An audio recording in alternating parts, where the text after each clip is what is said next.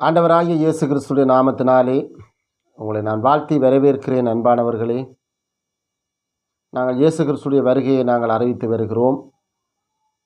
அப்படியாக அவர் வரப்போகிறார் சீக்கிரமாக. அவருடைய வருகைக்கு எங்களையும் ஆயத்தப்படுத்தி இனியவர்களையும் ஆயத்தப்படுத்துவோம். நாங்கள் வார்த்தைகளில் இருந்து ஆண்டவருடைய சமூகத்தில் இருந்து நாங்கள் வெளியேறாதபடிக்கு ஒரு சில வார்த்தைகளை பார்த்து நாங்கள் கடந்து செல்லுவோம். அன்பானவர்களே, நாங்கள் எடுத்துக்கொள்ளுவோம் ஆதியாகமம் 4ஆம் அதிகாரம் 16வது வசனம், பழைய ஏற்பாட்டிலே 5வது பக்கம். அப்படியே காயின் கர்த்தருடைய சந்நிதியை விட்டு புறப்பட்டு ஏதேனுக்கு கிழக்கான நோத் என்னும் தேசத்தில் குடியிருந்தான் என்று சொல்லப்படுகிறது. நீங்கள் கவனிச்சுங்கண்ட அன்பானவர்களே, திருச்சபை என்பது கர்த்தருடைய சமூகம். சபை என்பது கர்த்தருடைய சமூகம். சபை என்பது கூடி ஆராதனை செய்கிற இடம். அது கர்த்தருடைய சமூகம். அப்போ அந்த கர்த்தருடைய சமூகத்திலே எல்லா ஆத்துமாக்களும், அதாவது தேவனுக்குள்ளாக இருக்கிற ஒவ்வொரு ஆத்துமாக்களும் அது கர்த்தருடைய ஆத்துமாக்கள். அது மனுஷருடைய ஆத்துமாக்கள் அல்ல அன்பானவர்கள். அப்போ அந்த ஆத்துமாக்கள் ஒவ்வொன்றும் மிக மிக முக்கியமானது. அது ஒரு பெருமானம் உள்ளது. அந்த ஆத்துமாக்களை மிக கவனமாக கர்த்தரிடத்தில் ஒப்புவிக்க வேண்டும். அந்த ஆத்துமாக்கள் பின்மார்க்கமாக போகாதபடிக்கும், கர்த்தருடைய சமூகத்தில் இருந்து அது வெளியேறாதபடிக்கும் அங்கே நாங்கள் அதை என்ன செய்யணும் என்று சொன்னால் மிக கவனமாக ஆண்டவரிடத்தில் நாங்கள் அதை ஒப்படைக்க வேண்டும். அதற்கான வேலையைத்தான் கர்த்தர் ஒவ்வொரு இடத்திலும் ஒவ்வொரு தேவ பிள்ளைகளையும் எழுப்பி ஆண்டவர் என்ன செய்கிறான்னு சொன்னால் அந்த அந்த அந்த திருச்சபைகளை வழிநடத்துகின்ற ஒரு சகோதரர்களை எழுப்பி அவர்களூடாக வார்த்தைகளை கொடுத்து, அந்த வார்த்தைகளை என்ன செய்யணும், கற்றுக் கொடுத்து, அந்த கற்றுக் கொடுத்ததனூடாக அந்த கர்த்தருடைய சமூகத்தை விட்டு போகாதபடிக்கு வார்த்தைகளினாலே சபை கட்டப்பட வேண்டும். இன்றைக்கு உங்களுக்கு தெரியும், இப்போ ஒரு கொஞ்ச நாளுக்குள்ளே என்ன செய்யப்படுது, வரப்போகிற நாட்களிலே கிறிஸ்துமஸ் தினம் என்று சொல்லி இன்றைக்கு அநேக மாணவர்கள், அநேக திருச்சபைகள் எல்லாம் உலகம் பூராகவும் அநேக மாணவர்கள் அதை செய்கிறார்கள். இந்த திருச்சபைகளும் செய்கிறது. ஆனால் ஆண்டவருக்கென்று சொல்லி உலகம் பூராகவும் என்ன செய்கிறார்கள், தேவனுடைய பிள்ளைகள் அதை கவனமாக கையாளுகிறார்கள். இப்போ நாங்கள் எங்கட திருச்சபைகளிலே நாங்கள் என்ன செய்வதில்லை, கிறிஸ்துமஸை கொண்டாடுவதில்லை. காரணம் என்னென்று சொன்னால், ஒரு அழிஞ்சு போகிறவர்களுக்குத்தான் என்ன செய்ய முடியும், தேவன் டேட்டை கொடுத்திருக்கிறார். நாங்கள் எல்லாம் அழிஞ்சு போகிறவர்கள், எங்களுக்கு பிறப்புண்டு, அடுத்தது இறப்புண்டு. ஆனால் பைபிளிலே எந்த இடத்திலும் என்ன செய்யப்படவில்லை அன்பானவர்களே, கவனிக்க வேண்டும். வேதத்திலே எங்கேயுமே தேவனுடைய அந்த டேட்டை பற்றி எங்கேயும், அதாவது பிறந்த ஆண்டு தேதி மாதம் எங்கேயுமே கொடுக்கப்படவில்லை. அதுக்கு நிறைய காரணங்கள் இருக்கிறது. ஆனால் இயேசு கிறிஸ்துவானவர் பிறந்தது உண்மை, அவர் அடிக்கப்பட்டது உண்மை, அவர் மரித்தது உண்மை, அவர் உயிர்த்தெழுந்தது உண்மை, அவர் இனி வரப்போகிறதெல்லாம் உண்மை. அதில் எந்த விதமான மாற்று கருத்துக்கும் இடமில்லை.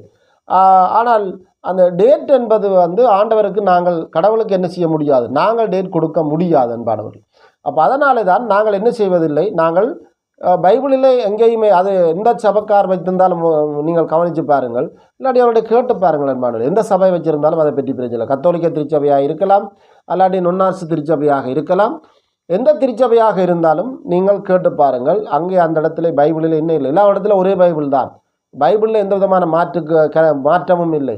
மனுஷர்கள்லாம் ஒவ்வொன்று என்ன செய்து வச்சிருக்காண்ட அன்பானவர்களை மாற்றி வச்சிருக்கிறார்கள், மாற்றி செய்கிறார்களை ஒழிய தேவன் எந்த இடத்திலும் என்ன செய்யவில்லை, ஒன்றையும் மாற்றவில்லை. அவருடைய ஒரு வார்த்தை கூட என்ன செய்ய முடியாது, ஒளிஞ்சு போகாது என்று சொல்லப்படுகிறது. வானமும் பூமியும் அங்கே ஒளிந்து போகலாம், ஆனால் அவருடைய வார்த்தை ஒளிந்து போகாது என்று வார்த்தை சொல்லுகிறது. எனவே அன்பானவர்களை, நாங்கள் கர்த்தருடைய சமூகத்தில் இருந்து நாங்கள் வெளியேறாதபடிக்கு எங்களை பாதுகாக்க வேண்டும். தேவன் என்ன செய்ய வேண்டும், அதற்காக தேவனிடத்தில் நாங்கள் அங்கே அவருக்குள்ளே இருக்க வேண்டும். இதுதான் மிக முக்கியமானது. கிறிஸ்தவர்களாக இருக்கிறது நோக்கமல்ல, கிறிஸ்துவுக்குள்ளாக இருக்க வேண்டும். பிரச்சனைகள், நெருக்கடிகள் எல்லாம் வரும் பொழுதும் அதை நாங்கள் என்ன செய்ய வேண்டும், பிசாசானவன் அதை கொண்டு வந்தாலும் நாங்கள் அதை எதிர்கொள்ளுகிறவர்களாக இருக்க வேண்டும். எனவே நாங்கள் சில காரியங்களை அந்த வேத வாக்கியங்களிலிருந்து பார்ப்போம். அன்பானவர்களை எடுத்துக்கொள்ளுங்கள். ஆதியாகமம் 3ஆம் அதிகாரத்தை நான் அங்கே 4 வாசிக்கிறேன், நீங்கள் கவனியுங்கள். அப்பொழுது சர்ப்பம் ஸ்திரியை நோக்கி, நீங்கள் சாகவே சாவதில்லை, நீங்கள் இதை புசிக்கும் நாளிலே உங்கள் கண்கள் திறக்கப்படும் என்றும் நீங்கள் நன்மை தீன்மை அறிந்து தேவர்களைப் போல இருப்பீர்கள் என்றும் தேவன் அறிவார் என்றது. அப்பொழுது அந்த கனியை என்ன செய்யப்படுகிறது? பறித்து புசித்து. இது ஏதேன் தோட்டத்திலே நடக்கிறது. அன்பானவர்களை கவனிக்க வேண்டும். ஏதேன் தோட்டத்துக்குள்ளே இந்த காரியம் நடக்கிறது. இப்போ உங்களுக்கு ஒரு சந்தேகம் ஒன்று வரும். என்னென்றால், ஏன் இந்த காரியத்துக்குள்ளாக இந்த காரியத்துக்குள்ளே வந்திருக்கிறேன் என்று உங்களுக்கு ஒரு சில காரியங்கள் வரும். ஆண்டவர் ஆதாமை உண்டாக்கி என்ன செய்தார்? ஏதேன் என்னும் ஒரு தோட்டத்தை உண்டாக்கி அங்கே கொண்டே ஆதாமை தோட்டத்தை பண்படுத்தி பாதுகாக்கும்படியாக வைத்தார். நீங்கள் 2ஆம் அதிகாரத்தை வாசித்து பாருங்கள். அப்போ ஆண்டவர் ஒரு கட்டளையை கொடுக்கிறார். அந்த ஏதேன் தோட்டத்தை நீ பாதுகாக்க வேண்டும், அடுத்தது அதை பண்படுத்த வேண்டும் என்று அங்கே கொண்டே ஆதாமை கொண்டே விடுகிறார். அப்போ அங்கே விட்ட பொழுது அங்கே ஆண்டவர் ஒரு தோட்டத்தை உண்டாக்குறார். கவனிக்க வேண்டும், ஏதேன் தோட்டம் அல்ல, ஏதேனுக்குள்ளே தான் தோட்டம் இருக்கிறது. விளங்கிட்டு தானே அன்பானவர்களே? நீங்கள் 8வது வசனத்தை நீங்கள் கவனிச்சுக்கொண்டால், தேவனாகிய கர்த்தர் கிழக்கு ஏதேன் என்னும் ஒரு தோட்டத்தை உண்டாக்கி தாம் உருவாக்கின ஆதாமை அதிலே வைத்தார் என்று சொல்லப்படுகிறது. அப்போ ஏதேன் தோட்டம் அல்ல, ஏதேனுக்குள்ளே தான் தோட்டம் இருக்கிறது. அப்போ இது ஏன் நான் இதை சொல்ல வரேன்னு சொன்னால், ஏதேனுக்குள்ளே இருக்கிற தோட்டம் சபை, அதாவது ஆண்டவருடைய ஆசாரிப்பு முறைமை அதுக்குள்ள இருக்கிறது. ஆசாரிப்பு, அந்த ஆசாரிப்பு கூடாரம், அதாவது தேவனுடைய பரலோகத்துக்கு ஒப்பானது. ஏதேன் என்றது பரலோகத்துக்கு ஒப்பானது. அப்போ தோட்டம் என்றது பரலோகத்துக்கு ஒப்பானது.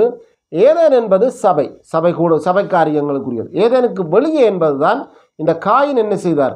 அந்த ஏதேனுக்கு வெளியாகத்தான் என்ன செய்கிறார்? அவர் புறப்பட்டு தேவனுடைய சமூகத்தை விட்டு புறப்பட்டு போகிறார். அப்போ ஏன் நான் சொல்ல வருகின்ற அன்பானவர்களே, அங்கே ஏதேன் என்பது திருச்சபை, அங்கே தோட்டம் என்பது பரலோகத்துக்குள்ள ஒப்பானது. அப்போ தேவன் வாசம் பண்ணுகிற ஒரு இடம். அப்போ அதைத்தான் ஆண்டவர் சொல்லுகிறார். அங்கே காயின் என்ன செய்கிறார்? அங்கே தேவ சமூகத்தை விட்டு சந்நிதியை விட்டு புறப்பட்டு போனான் என்று சொல்லப்படும். அவர் பட்டணத்தை உருவாக்குறார் என்று சொல்லப்படுது. அப்போ 3ஆம் அதிகாரத்தை நீங்கள் எடுத்துக்கொண்டீங்கன்னு சொன்னார் அன்பானவர்களே, அங்கே பாவம் உள்ளே வந்து விட்டது.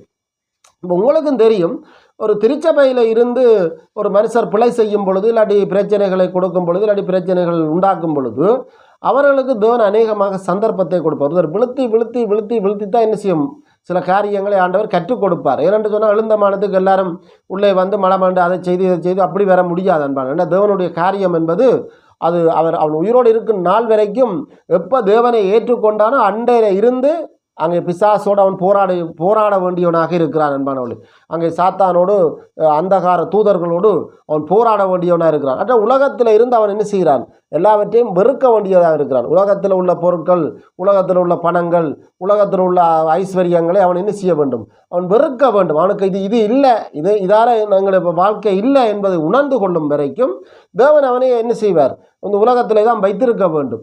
அதே மாதிரி தான் அன்பானவர்களே, இந்த தோட்டத்துக்குள்ளே பாவம் வந்த உடனேயும் ஆண்டவர் என்ன செய்வார்? வரைக்கணும் ஏதேன் அல்ல, ஏதேனுக்குள்ளே இருக்கிற தோட்டத்துக்குள்ளே அங்கே பாவம் வந்து விட்டது. அங்கே பாவம் வந்த உடனேயும் ஆண்டவர் என்ன செய்யவில்லை? ஏதேனை கலைத்து விடவில்லை அன்பானவர். ஆதாமை மேவாலையும் கலைச்சு விடவில்லை. அங்கே அவர்கள் என்ன செய்கிறார்கள்? நீங்கள் அங்கே பாவம் வந்து விட்டது. அங்கே 9வது வசனத்தை கவனியுங்கள். அப்பொழுது கர்த்தர் ஆதாமை கூப்பிட்டு, நீ எங்கே இருக்கிறாய் என்று கேட்டார். 3ஆம் அதிகாரம் 10வது வசனம். அதற்கு அவன், நான் தேவருடைய சத்தத்தை கேட்டதினாலே நான் நிர்வாணியாக இருப்பதனால் பயந்து ஒளித்து கொண்டேன் என்றார். அப்போ அங்கே 11வது வசனம். அப்பொழுது அவர், நீ நிர்வாணி என்று உனக்கு அறிவித்தவன் யார் என்று சொல்லப்படுகிறது. அப்போ அவருக்கு ஆண்டவர் தெரிந்து விட்டது. அங்கே பாவம் என்ன செய்து விட்டது? அங்கே அவர்கள் அந்த நான் புசிக்க வேண்டாம்னு சொன்ன கனியை இவர்கள் புசித்து விட்டார் என்று அங்கே தேவனுக்கு தெரிய வந்துடுது. சரி, இப்போ ஆதாமை கேட்கிறார், ஆதாமே சரி நீ கனியை புசித்தனி தானே, பிரச்சனை இல்லை. ஒரு பிழை விட்டால் அன்பானவர் அதை ஒத்துக்கொள்ள வேண்டும். பிழை விட்டால் அதை ஒத்துக்கொள்ள வேண்டும், எந்த மாற்று கருத்துக்கும் இடமில்லை. ஆனால் பிழை விடாமல் என்ன செய்ய முடியாது, அதை பிழை என்று சொல்லி ஒத்துக்கொள்ள இல்லாது. இதில் கவனமாக இருக்க வேண்டும். அப்போ ஆண்டவர் சொல்லுகிறார், நீ பிழை விட்டுட்ட, நான் உன்னை என்ன செய்யணும்? நான் அந்த தோட்டத்தை பண்படுத்தவும் பாதுகாக்கவும் வேணுமென்று நான் உனக்கு ஒரு கட்டளை தந்தேன். அதே மாதிரி ஏவாளுக்கு நான் என்ன செய்திருக்கிறேன்? அதை முழுமையாக நான் இருவருக்கும் கற்றுத்தந்திருக்கிறேன். அப்படி இருந்தும் நீங்கள் ஏன் அந்த கனியை சாப்பிட்டனீர்கள் என்று அவர் கேட்கிறார். அங்கே 12வது வசனில், அதற்கு ஆதாம், என்னுடைய நீ இருக்கும்படிக்கு தேவனீர் தந்த ஸ்திரியானவள் அவ்விருட்சத்தின் கனியை எனக்கு கொடுத்தால் நான் புசித்தேன். சிம்பிளாக சொல்லி போட்டிருக்கிறார்.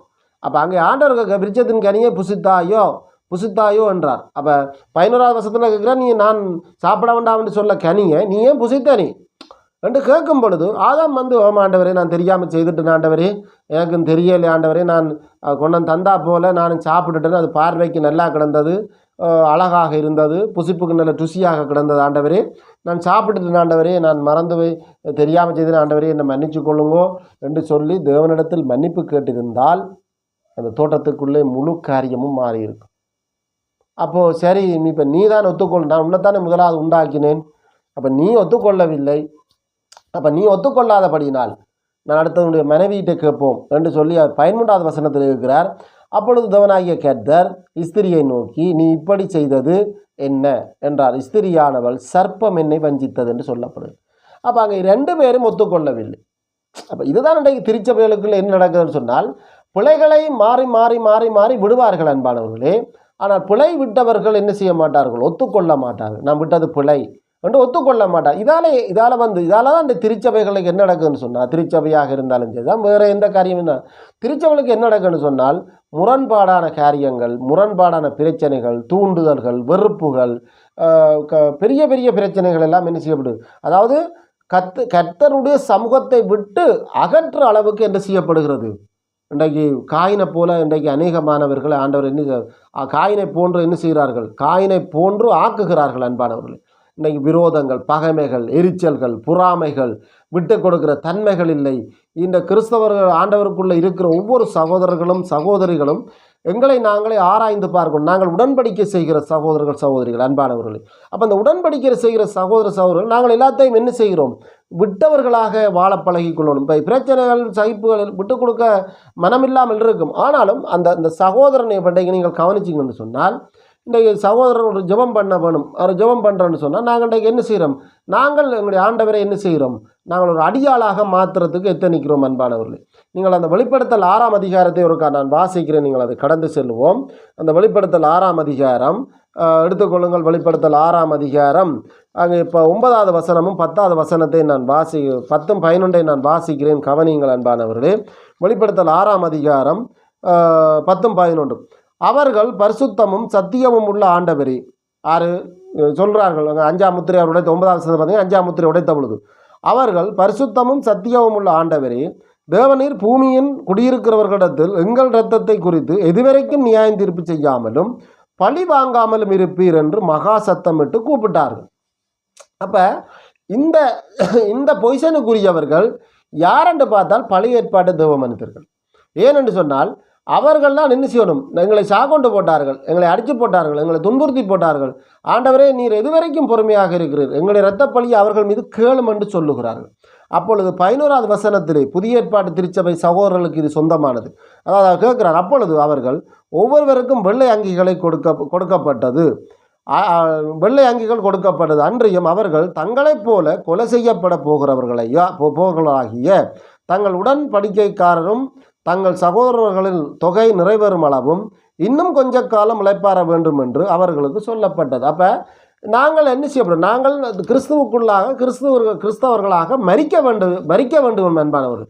கிறிஸ்துவுக்குள் நாங்கள் மரிக்க வேண்டும் என்பாங்க. அதுதான் அங்கே சொல்லப்பட்ட ஒரு விஷயம்.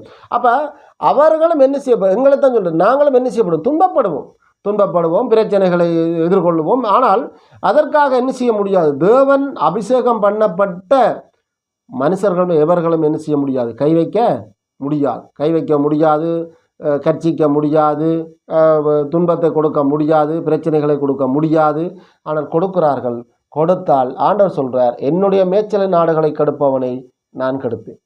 அப்போ நாங்களும் கெட்டு என்ன வருதுன்னா கெடுக்க பண்ணி போட்டு நாங்கள் என்ன செய்ய முடியாது, போக முடியாது. அப்போ காயினை போன்று என்ன செய்ய முடியாது, அகன்று போக முடியாது. ஏன் காயினை கொண்டார்கள்? அப்போ அந்த ஒரு பிரச்சனை. அப்போ இதை நீங்கள் 3ஆம் அதிகாரத்தை நீங்கள் என்ன எடுத்துக்கொண்டீங்கன்னு சொன்னால், அதற்கு பிற்பாடு தான் தேவன் பார்க்குறார், என்னப்பா சரி அவர் தேவனுக்கு விளங்கிறது, வஞ்சித்தது, சர்ப்பம் வஞ்சித்து விட்டது. 14வது வசனத்துக்கு அங்கே இருக்கிற மிருகத்தை, அப்பொழுது தேவனாகிய கர்த்தர் சர்ப்பத்தை பார்த்து, நீ இதை செய்தபடியினால் சகல காட்டு மிருகங்கள். அப்போ ஆண்டவர் என்ன செய்கிறார், தண்டனை கொடுக்க போகிறார்.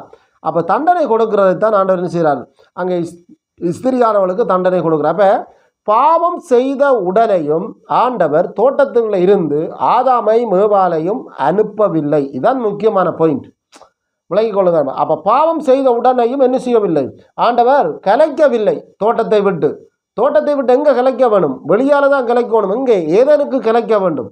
அப்போ ஆண்டவர் என்ன செய்யவில்லை, தோட்டத்தை விட்டு கலைக்கவில்லை அன்பான. அப்போ அங்கே தான் என்ன நடக்கிறது, தண்டனைகள் கொடுக்கப்படுகிறது, இப்படி இப்படியெல்லாம் செய்யப்படும், இப்படியெல்லாம் இருக்கும். அப்போ அங்கே நீங்கள் பார்த்தீங்கன்னு சொன்னால் உனக்கும் ஸ்திரிக்கும் உன் வித்துக்கும் அவள் வித்துக்கும் பகை உண்டாக்குவேன், அவர் உன் தலையை நசுக்குவார் என்று சொல்லப்படுகிறது. அப்போ இதில் விளங்குகளும் அங்கே இயேசு கிறிஸ்துவை பற்றி முதலாவது சுவிசேஷம் அறிவிக்கப்படுகிறது. அவர் உன் தலையை நசுக்குவார் என்று சொல்லப்படுகிறது. அப்போ இயேசு கிறிஸ்துவானவரை பற்றி முதல்ல சுவிசேஷம் அறிவிக்கப்படுகிறது. அப்போ அங்கே சுவிசேஷம் அறிவிக்கப்பட்டதுக்கு பிற்பாடு தான் அங்கே அடுத்தது 16வது வசனத்தில் அவர் சொல்லுகிறார், கவனியுங்கள், அவர் ஸ்திரியை நோக்கி நீ கர்ப்பவதியாக இருக்கும் பொழுது உன் வேதனையை மிகவும் பெருக பண்ணுவேன், வேதனையோடே பிள்ளை பெறுவாய், உன் ஆசை என்ன செய்யும், உன் ஆசை உன் புருஷனை பற்றி கொள்ளும். இதுலேயும் ஒரு டெக்னாலஜி இருக்குது அன்பானவர்கள், நீங்கள் கவனிக்க வேண்டும். 3ஆம் அதிகாரம் 4வது வசனத்திலையும் நானோ டெக்னாலஜி என்ற டெக்னாலஜி இருக்கிறது. அதே மாதிரி நானோ டெக்னாலஜி அடித்து பாருங்கள். அதில் நானோ டெக்னாலஜி ஏன்னா நீ சாகாதபடிக்கு என்ன செய்யும், நீ சாகாதபடிக்கு உங்களுக்கு கண் திறக்கப்படும்னு சொன்ன அந்த நீங்கள் இன்றைக்கு கடைசி காலத்தில் இந்த மனுஷர்கள் சாகக்கூடாதபடியாக நிறைய தொழில்நுட்பங்களை கொண்டு வந்து இந்த நானோ டெக்னாலஜியினூடாக ரோபோக்களை ஏற்படுத்தி மனுஷர்களுக்குள்ளே செலுத்தி அதில் இருக்கிற அந்த கேன்சர்கள், ஏனைய வருத்தங்கள், கட்டிகள் அதெல்லாத்தையும் என்ன செய்கிறார்கள், அப்புறப்படுத்துகிறார்கள். இது நானோ டெக்னாலஜியினூடாக. இங்கேயும் ஆண்டவர் சொல்லுகிறார், நீ இப்போ ஸ்திரியான சொல்ல நீ வேதனையோடு பிள்ளை பெறுவாய் என்று சொல்லப்படும். இங்கேயும் ஒரு டெக்னாலஜியை இன்றைக்கு என்ன செய்கிறார்கள், உலகத்திலே அறிமுகப்படுத்தி இருக்கிறார். நீங்கள் எண்டர் லைஃப் என்று சொல்லி அடித்து பாருங்கள் அன்பானவர்களே. ரோபோ அதாவது என்ன செய்கிற அதாவது ஸ்திரியினுடைய கெற்பை போல ஒன்றை உருவாக்கி வெளியில் இயந்திரத்தில் உருவாக்கி அதினுடைய ஆணனுடைய அந்த விந்தணுக்களை செலுத்தி அதனூடாக என்ன செய்யப்படுகிறது, பிள்ளை உண்டாக்கப்பட்டு அந்த சம்பந்தப்பட்ட அந்த குடும்பத்துக்கு எவர்களுக்கு பிள்ளை தேவையோ அவர்களுக்கு அந்த பிள்ளை கொடுக்கப்படுகிறது. இது என்ன செய்யும், ஸ்திரியை நோகாடிக்காமல் இது பிசாசுனுடைய திட்டம். ஆண்டவர் சொன்னது நீ வேதனையோடு பிள்ளை பெறுவாய் என்று. பிசாசு சொல்கிறான் நீ பிள்ளையே பெற வேண்டாம், நீ என்ன செய், நான் உனக்கு ஒரு இயந்திரத்தை உண்டு பண்ணி தருகிறேன், அந்த இயந்திரம் உனக்கு பிள்ளைகளை தரும் என்று சொல்கிறான். இது வேத வாக்கியங்களுக்கு முரணான காரியம் அன்பானவர்களே, மிக எச்சரிக்கையாக இருக்க வேண்டும். ஏனென்றால் அங்கே குடும்பங்களை பிரிப்பதற்குத்தான் பிசாசு நடைமுறைப்படுத்துகிறானே ஒழிய குடும்பத்தை சேர்ப்பதற்கில்லை. குடும்பம் என்பது என்ன, மிக முக்கியமானது. பிள்ளைகள் தான் அந்த குடும்பங்களை இணைத்து வைத்திருக்கிறது. பிள்ளைகள் தான் அங்கே குடும்பத்தினுடைய ஐசியாக இருக்கிறது. பிள்ளைகள் தான் அங்கே குடும்பத்தை பாசத்தை உண்டு பண்ணுகிறது. இன்றைக்கு சில பிரச்சனைகள், நெருக்கடிகள் ஏற்படும், குடும்பங்கள் அங்கே இங்கே தள்ளி நிற்கும் பொழுது அங்கே பிள்ளை தான் என்ன செய்யுது, அந்த குடும்பங்களை அந்த இணைப்பதற்கான மூலக்கூறாக இருக்கிறது அன்பானவர்களே. அப்போ இதைத்தாண்டே பிசாசு என்ன செய்யறான்னா பிரிக்கிறான். அதை நீங்கள் எண்டர் லைஃப் ஃபண்ட் அடித்து பாருங்கள் அன்பானவர்களே. எண்டர் லைஃப்பில் நீங்கள் என்ன செய்யலாம், அந்த இன்றைக்கு ஜெர்மனி நாட்டிலே அது என்ன செய்யப்படுது, வருஷத்துக்கு 30,000 பிள்ளைகளை கொடுக்கிறார்கள். அவர்கள் வருஷம் 30,000 பிள்ளைகள் கொடுக்கிறார்கள் அன்பானவர்களே. இதுக்கு நிறைய காரணம் சொல்லலாம், வேதத்தின்படி இது பிள்ளை, அவ்வளவுதான் காரணம். அப்போ அடுத்த விளங்கிக் கொள்ளுங்கள் அன்பானவர்களே. அங்கே ஆண்டவர் தண்டனையை கொடுத்து வந்த பொழுது பின்பு அவர் 14வது வசனம், பின்பு அவர் ஆதாமை நோக்கி நீ உன் மனைவியின் வார்த்தைகளுக்கு செவி கொடுத்து புசிக்க வேண்டாம் என்று நான் உனக்கு விலக்கின விருட்சத்தின் கனிகளை புசித்தபடினாலே நீ பூமியின் நிமித்தம் சபிக்கப்பட்டிருக்கும், பூமி உன் நிமித்தம் சபிக்கப்பட்டிருக்கும், நீ உயிரோடு இருக்கும் நாளெல்லாம் வருத்தத்தோடு அதன் பலனை அறிவிப்பேன். இன்றைக்கு புருஷர்கள் என்ன செய்கிறார், இன்றைக்கு நீங்கள் பாருங்கள் அன்பானவர்களே, இன்றைக்கு குடும்பம் அநேகமாக பிரிவதற்கான மூல காரணம் என்ன செய்யப்படுகிறது, இன்றைக்கு கணவனும் மனைவியும் வேலைக்கு போகிறார்கள். அது பொருளாதார ரீதியான காரணத்தை சொல்கிறார்கள், அதுவல்ல, வழியாக கவனிக்கணும். இது பிசாசினுடைய திட்டம். ஏனென்றால் மனைவியும் வேலைக்கு போகிறாள், கணவனும் வேலைக்கு போயிடும். மனைவியும் கணவனும் வேலைக்கு போகிறபடினாலே இங்கே நடுவே இருக்கிற அந்த குடும்ப பிள்ளை அங்கே என்ன செய்யப்படுது, இன்னொரு கரத்தில் இருக்கப்படுகிறது.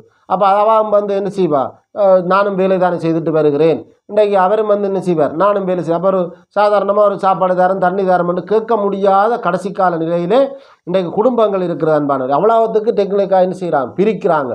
அவ்வளவுக்கு அன்பானவர்களை கவனித்து கொள்ளுங்கள். இந்த பிரிப்பு கர்த்தருக்கு பிரியமல்ல. ஆண் என்ன செய்கிறார், அவர் வேலை செய்ய வேண்டும், அவர் வேர்வை சிந்தி வேலை செய்ய வேண்டும், அவ்வளவுதான். அவன் வேலை செய்து உண்ட குடும்பத்தை பாதுகாக்கிறார்கள். மற்ற இன்னொரு சம்பவத்தை கவனிக்கணும், போதும் என்ற எண்ணத்தோடு வாழ பழகி கொள்ளுங்கள். இது எனக்கு அது வேணும் இது வேணும், ஆண்டவருக்கே சலிச்சு போச்சு. நீங்கள் முழங்கால் ஆண்டவர்கிட்ட ஜெபம் பண்ணும் பொழுது எனக்கு அது வேணும் இது வேணும் வேணுமென்று தான் கேட்குறீங்களே இல்லை, அங்கே கள்ளன் திருந்துற மாதிரி நீங்கள் திருந்தவில்லை அன்பானவன். கள்ளன் என்ன செய்தான், சிலுவையில் தொங்கின பொழுது கூட ஒரு கள்ளன் மனம் திரும்பினான், ஒரு கள்ளன் நிந்தித்தான் என்று வார்த்தை சொல்லுகிறது. அப்போ அந்த ஒரு கள்ளன் என்ன கேட்கிறான், ஆண்டவரே நான் வேதனைப்படுகிறேன், துன்பப்படுகிறேன், எண்ணி ஆண்டவரை இறக்கி விடுங்கள், நான் உங்களை நேசிக்கிறேன் என்று அவன் கேட்கவில்லை. ஆண்டவரே நம்முடைய ராஜ்யத்திலே அடியானை நினைத்து உங்களுடைய ராட்சியத்தை நீங்கள் வரும்பொழுது அடியானையும் நினைத்து கொள்ளுங்கள்ன்றாங்க கேட்குறான். அது அவன் விசுவாசி ஆயினதுக்கு பிற்பாடு அவனுடைய கால் எலும்புகள் முறிக்கப்படுது. அன்பானவர்கள், அவனுடைய கால் எலும்புகள் முறிக்கப்பட்டு அவனை குத்துறார்கள், ஈட்டியால் குத்துறார்கள், துன்பப்படுத்துகிறார்கள். அவன் விசுவாசி ஆயின பிறகு அன்பானவர்கள். அப்போ நாங்களும் தேவனுடைய பிள்ளைகள் என்பவர்கள் எங்களுக்கும் பிரச்சனைகள் வரும், எல்லாம் வரும். ஆனால் என்ன செய்யப்படக்கூடாது? காயினை போன்று நாங்கள் தேவ சமூகத்தை விட்டு அகன்று போகக்கூடாது. இதைத்தான் அங்கே சொல்லப்படுது. அப்போ அங்கே அவருக்கு ஒரு இது கொடுக்கப்படுது, தண்டனை கொடுக்கப்பட்டு அங்கே 18 அது உனக்கு உள்ளும் கெடுமாக இருக்கப்படுது. 19 நீ பூமியிலிருந்து எடுக்கப்பட்டபடினால் நீ பூமிக்கு திரும்பும் மட்டும் நுண் முகத்தில் வேர்வையால் நீ ஆகாரம் புசிப்பாய், நீ மண்ணில் இருந்தபடினால் மண்ணுக்கு திரும்புவாய் என்றார். அப்போ மனுஷன் என்பது மண்ணுக்கு திரும்ப வேண்டிய, அதாவது உடல், இந்த சரீரம், ஆவி ஆத்மா கர்த்தருடையது, அது அங்கே போகணும். அப்போ இதுக்கு எங்களுக்கு இருக்க வேண்டிய ஒரு சரீரத்துக்காக இருக்கிறோம், அவ்வளவுதான். ஆனால் இது வெளியில் போக முன்பாக, நாங்கள் வெளியேறதுக்கு முன்பாக ஆண்டவரை அறிந்திருக்க வேண்டும். அவருடைய பரிசுத்தமான இரத்தத்தினாலே நாங்கள் என்ன செய்யப்பட்டிருக்கோம்? மீட்கப்பட்டிருக்கோம், விசுவாசிக்க வேண்டும். இது எங்களுக்கான ஒரு சரீரம் என்று பைபிள் வார்த்தை சொல்லுகிறது. இது எங்களுக்கு தரப்பட்ட சரீரம், இதுக்குள்ளே தான் நான் இருக்கிறேன் அன்பானவர்கள். என்னுடைய ஆவி ஆத்மா இந்த சரீரத்துக்குள்ளே தான் இருக்கிறது. இது வெளியேறினால் இது மண்ணுக்குரியது, அவ்வளவுதான். இது மண்ணுக்கு போடும், இது என்னவாயிருந்தாலும் மண்ணுக்கு போடும். அப்போ இதெல்லாம் முடிந்ததுக்கு பிற்பாடு கவனிக்க வேண்டும். 20 கவனிங்கள் அன்பானவர்களே. ஆதாம் தாம் மனைவிக்கு ஏவாள் என்று பெயரிட்டான். இதெல்லாம் தோட்டத்துக்குலாம் நடக்குது பாருங்கள். அப்போ வரைக்கும் தேவன் கலைக்கவில்லை. ஏன் அந்த தோட்டத்தை சொல்ல வருகிறேன்னு சொன்னால், ஏதேன் என்பது ஒரு தேசம், தேசத்துக்குள்ளே ஒரு தோட்டம். அப்போ அந்த தோட்டத்துக்குள்ளே தான் இதெல்லாம் நடக்கிறது. பேர் வைக்கிறார்கள், எல்லாம் நடக்குது. ஆண்டவர் தண்டனை கொடுக்குறார், எல்லாம் ஒரு பாருங்க. பாவம் செய்தோன்னா உலகத்தினுடைய ஆண்டவர் படைத்த தன்மையே மாறி போய்விட்டது. அப்போ அதை தன்மையை மாறினதுக்கு பிற்பாடும் தோட்டத்துக்குள்ளான் அவர்கள் இதெல்லாம் செய்கிறார்கள் அன்பாடு. செய்ததுக்கு பிற்பாடு தான் நீங்கள் கவனிச்சுக்கின்றால் ஆதாமுக்கு பேர் வைக்கிறார், எல்லாம் வைக்கிறார். தேவனாகிய கர்த்தர் ஆதாமுக்கும் அவன் மனைவிக்கும் தோல் உடைகளை உண்டாக்கி அவர்களுக்கு உடுத்தினார். இது இயேசு கிறிஸ்துவானவர் அடிக்கப்பட போகிறதுக்கான அடையாளம். கவனிக்க வேணும் என்பார். இயேசு கிறிஸ்துவானவர் அடிக்க போகிறதுக்கான அடையாளம். அப்போ அங்கே ஒரு மிருகம் பலியிடப்பட்டதை நீங்கள் கவனிக்கலாம். அங்கே ஒரு மிருகம் பலியிடப்படுகிறது. அந்த மிருகம் ஆடென்று சொல்லப்படுகிறது. இதிலே ஆடென்று காண்பிக்கப்படவில்லை. ஓசியா 2 ஆட்டு தோலுடைகளை நான் எடுத்தேன் என்று சொல்லுகிறார் ஆண்டவர். அப்போ இதில் கவனிக்க வேண்டும், அங்கே ஆடு தான் அங்கே பலியிடப்பட வேண்டும் என்றால் அவர் ஆட்டுக்குட்டியானவர் என்று பைபிள் லேவியாமத்திலிருந்து சொல்லப்படுகிறது. அப்போ ஆட்டுக்குட்டியானவர், அந்த ஆட்டுக்குட்டியானவர் இங்கே ஆடு பலியிடப்பட்டு என்ன செய்யப்படுகிறது? அங்கே நியாயப்பிரமாணத்தை ஆண்டவர் கொடுக்கிறார். அப்போ அந்த ஆடு பலியிடப்பட்டது கவனிக்கணும் அன்பானவர்களே. அப்போ தோட்டத்துக்குள்ளே ஒரு மிருகம் பலியிடப்படுகிறது. அப்போ மிருகம் பலியிடப்பட்டால் அங்கே என்ன இருக்க வேண்டும்? அந்த ரட்சியும் அந்த இரத்தமும் அங்கே தான் இருக்க வேண்டும், தோட்டத்துக்குள்ளே அந்த ரத்தம். ஏன்னா அது இயேசு கிறிஸ்துவோடைய அடையாளம். இயேசு கிறிஸ்துவானவர் அடிக்கப்பட போகிறதுக்குரிய அடையாளம்.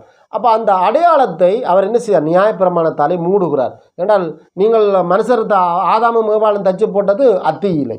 ஆனால் தேவன் என்ன செய்கிறார்? அங்கே அதை கடைசி வரைக்கும் அதை பாதுகாக்க வேண்டும் என்பதற்காக அவர் இயேசு கிறிஸ்துவானர் வந்து இந்த காரியத்தை அவர் இந்த நியாயப்பிரமாணத்தை எடுத்து போடும் வரைக்கும் அது பாதுகாக்கப்பட வேண்டும் என்பதற்காக அவர் என்ன செய்கிறார்? ஒரு தோலுடையை கொடுக்கிறார். அப்போ தோலுடைய கொடுத்துட்டு அப்போவும் ஆண்டவர் என்ன செய்கிறார்? தோட்டத்துக்குலாம் விடுறார். தோட்டத்துக்குலாம் இருக்கு, அதான் பின்பு வருது அன்பானவர். அப்போ தோலுடையில கொடுக்குறார், கொடுத்தப்பட்டு என்ன செய்கிறார்? விடு. இதற்கு பின்பாடு தான் அன்பானவர்களுடைய காரியம் நடக்கப் போகிறது. நீங்கள் 22 பாருங்கள். பின்பு தேவனாகிய கர்த்தர் இதோ மனுஷன் நன்மை தீன்மை அறியத்தக்கவனாய் நம்மில் ஒருவனைப் போல் ஆனான். இப்பொழுதும் அவன் தன் கையை நீட்டி ஜீவ விருட்சத்தின் கனியையும் பறித்து புசித்து என்றென்றைக்கும் உயிரோடு இருக்கும்படிக்கு செய்ய வேண்டும் என்று சொல்லப்படுகிறது. யோசித்து பாருங்கள் அன்பானவர்களே. ஆதியாகமம் 2 அங்கே 9 ஜீவ நன்மை தீன்மை புசிக்கலாம் என்ற ஒரு கனி, அடுத்தது ஜீவ விருட்சம், அடுத்தது நன்மை தீமை அறிகிற கனி. அங்கே 16-17 சொல்லப்படுகிறது. அந்த ஜீவ விருட்சத்தை பற்றி சொல்லவில்லை. ஆனால் 9 ஜீவ விருட்சம் இருக்கிறது. 2 ஜீவ விருட்சம் இருக்கிறது அன்பானவர்களே. அப்போ அந்த ஜீவ விருட்சத்தை என்ன செய்கிறார் என்று சொன்னால், ஆதாமும் ஏவாளும் அந்த ஜீவ விருட்சத்தை பறித்து பாவத்தோடு சாப்பிட்டால் என்னவாக இருப்போம்? பாவத்தோடையே சாகாமல் இருப்போம். அப்போ அதைத்தான் ஆண்டவர் பார்த்துறார். ஓஹோ, என்னுடைய அந்த நித்திய ஜீவனை நீ சாப்பிட்டால், அந்த ஜீவ விருட்சத்தை நீ சாப்பிட்டால் என்றென்றைக்கும் நீ உயிரோடு இருப்பாய். அதான் வெளிப்படுத்தல் 2 ஜெயம் கொள்ளுகிறவன் எவனோ அவனுக்கே நான் என்ன செய்வேன்?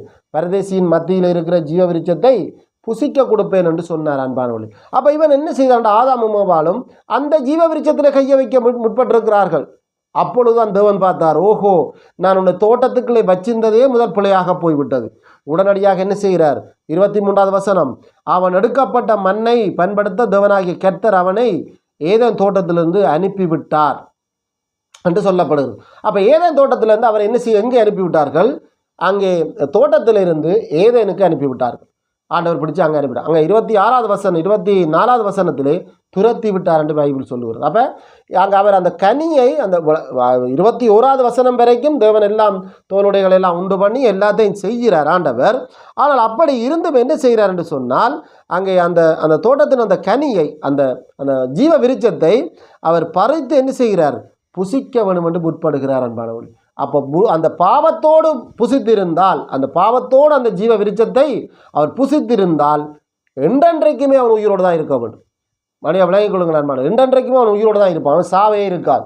ஏனால் அவன் நித்திய பாவத்தோடு இருப்பான் அவன். இப்போ நீங்கள் பார்த்தீங்கன்னு சொன்னால் பரலோகத்தில் 2 காரியம் இருக்கிறது.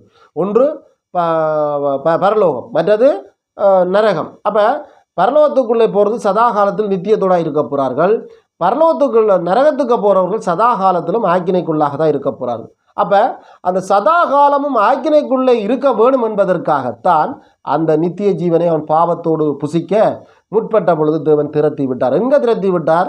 தோட்டத்துக்குள்ளிருந்து ஏதேனுக்கு திரட்டி விடுகிறார் என்பார்கள். அப்போ இப்போ ஆண்டவர் 2 காரியம் செய்ய போகிறார். நீங்கள் அந்த இங்கிலீஷ் பைபிளில் பார்த்தீங்கன்னு சொன்னால் அதில் தெரியும்.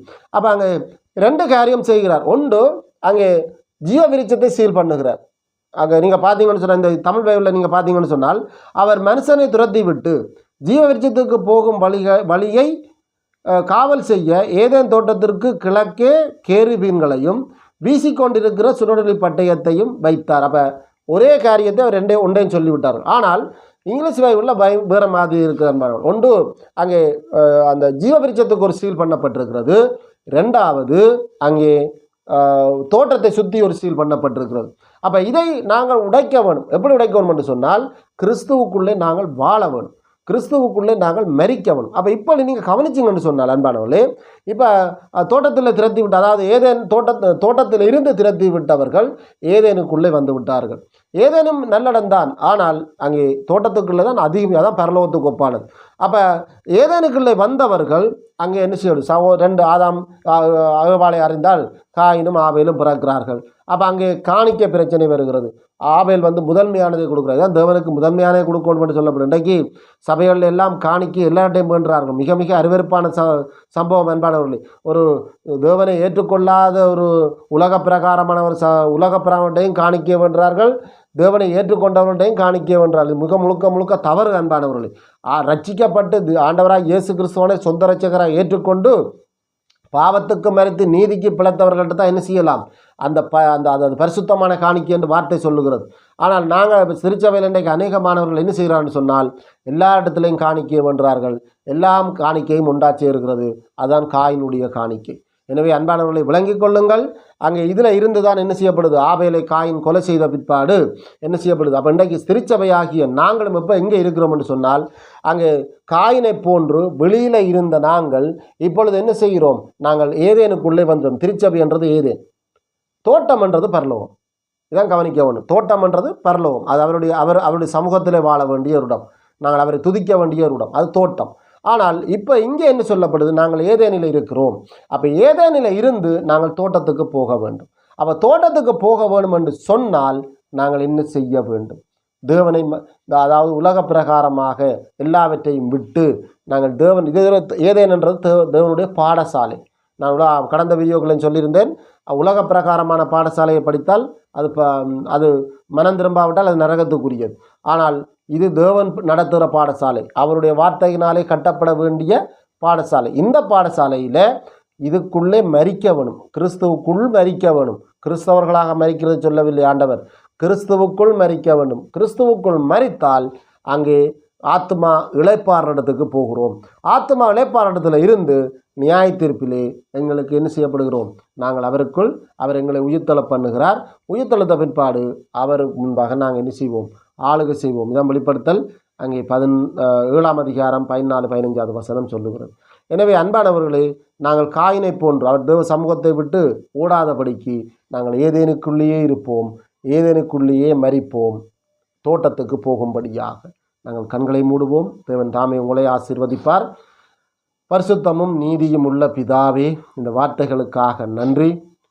ஆண்டவரே, கொடுக்கப்பட்டது உங்களுடைய வார்த்தை பிதாவே. உங்களுடைய வார்த்தை இரு பக்கமும் கருக்குள்ள பட்டயம் என்று சொல்லப்படுகிறது. அது போதிக்கிறவர்களுக்கும் குத்தும், கேட்கிறவர்களுக்கும் குத்தும்.